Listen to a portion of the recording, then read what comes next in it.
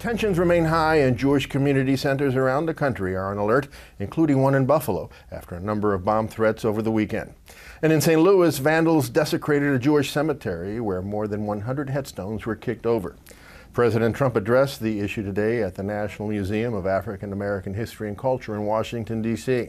The anti-Semitic threats targeting our Jewish community and community centers are horrible and are painful, and a very sad reminder of the work that still must be done to root out hate and prejudice and evil. He had the opportunity to address the same issue during his press conference last week, but was not nearly as direct. What we are concerned about, and what we haven't really heard being addressed, is an uptick in anti-Semitism and how the government is planning to take care of it.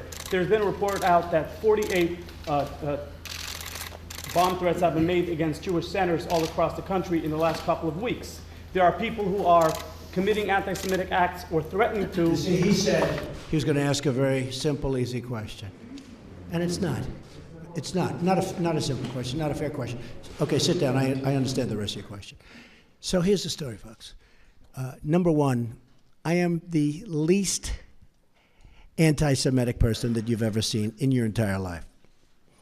Number two, racism, the least racist person. In fact, we did very well relative to other people running as a Republican. Quiet, quiet, quiet. Trump's daughter and her husband, Jared Kushner, are Jewish. And in response to the threats, Ivanka tweeted, "America is a nation built on the principle of religious tolerance. We must protect our houses of worship and religious centers." The Anti-Defamation League has called on the administration to address these threats, and joining us now is the New York Regional Director for the ADL, Evan Bernstein. Good to be here. So Evan, are these anti-Semitic incidents seriously on the rise, or is the media just covering them more? I think for sure they're on the rise. You know, we've already seen numbers in New York that were put up by NYPD last week, where there's been 115% increase over the same time last year, within the last 6 weeks of the new year versus the first 6 weeks of 16. And you know, those numbers are real numbers. I think numbers are important to understand because also I think a lot of communities are feeling more confident and comfortable because of the relationship with law enforcement, you know, to make these calls and to let law enforcement know that these things are happening. But we're very concerned by that kind of uptick. The 115% is more than we ever want to see here in New York City. Yes. So why is it happening? I think there's, you know, unfortunately a large group of people that have been very emboldened since the election. We've seen a tremendous uptick in our office of hate incidents and calls about anti-Semitic incidents since the election, really almost at unprecedented numbers. Why is that?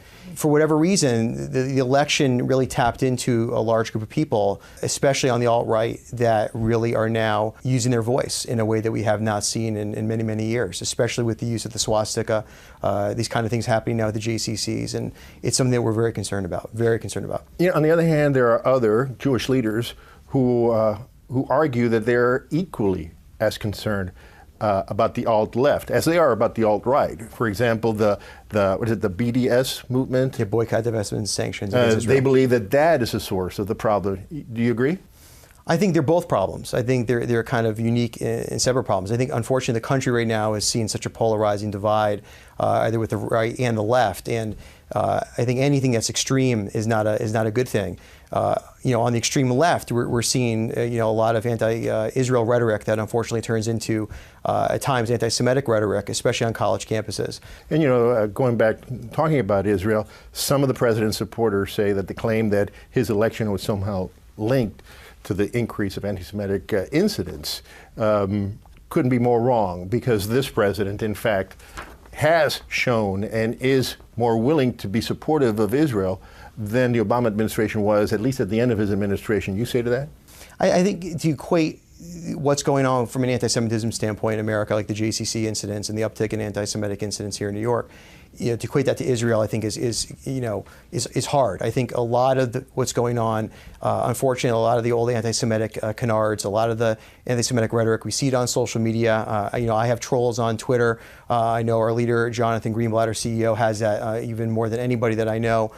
These are groups that are focused on us being Jews, and Israel is part of the equation at times, but a lot of it has to do just with the hatred and old world hatred of the Jewish people. And these, again, the election has allowed for in the recent months has allowed for these people to feel emboldened for whatever reason they are, and they're more active than ever. So what do you think about what the president said at the museum? We were very pleased to hear that. I know the Jewish community was waiting to hear a really direct statement about anti-Semitism in this country, and the president addressed it, I think, very robustly this morning, and we're very pleased to hear it. He is in a very important position as a leader of this country, and whether it's the Jewish community or other minority groups that are feeling that they're being targeted or threatened, it's important that the leaders of all countries, specifically the United States, stands up for their constituent base that's under feeling threatened. But you feel that he has missed opportunities to do that in the past, particularly in last week's press conference? Yeah, I think we spoke out about last week's press conference. I think that was a missed opportunity. I think that it was an unfortunate exchange between the reporter and President Trump. But again, this morning was really solid, and we felt the language he used was on point, and he spoke directly about anti-Semitism and hate of all kinds, not just anti-Semitism, and trying to go after it and to make sure it doesn't continue in this country. And for that, he needs to be thanked and praised for that. And beyond words, what can the administration do to combat these acts of anti-Semitism? I think is to speak out when they happen. So words. Yeah, I think words are very important. I think clearly understanding the law enforcement's role in this. The FBI has had a tremendous role on the 50+ bomb threats to the JCCs around the country. Law enforcement plays a big role in that connection and partnership between the national government and national law enforcement and local law enforcement is critical. And I think the president can be a real conduit to make that even better and stronger. Is there any evidence that these attacks are coordinated in some way? A lot of them seem to be very similar, where there's almost a robocall that goes into the JCCs, and the calls look like they're coming from inside the JCC. So there's real technology that's taking place here for a lot of these threats. And what's your biggest fear or biggest concern about these threats?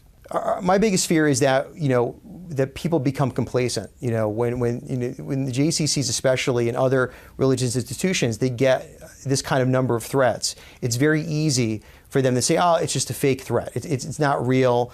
I'm going to stay at my desk." After they get 12, then the 13th, they ignore it. They ignore it. It's like a fire drill. You just, and I think it's critical that we've seen in the past other JCCs that the threats have actually turned into reality. Sure. So I think it's important that these communities stay diligent and that they stay on point and they have the best emergency plans possible. But I also think it's once the JCCs are clear and the law enforcement has made it a safe area, that the communities do not let these people win, that the communities go back in and use the facilities and use the programs, but making sure that that first part is done and making sure that the emergency program and protocol is at the highest level. All right, Evan. Well, thank you so much. Oh, it was my for pleasure. joining us to talk about My pleasure. this. Thank you.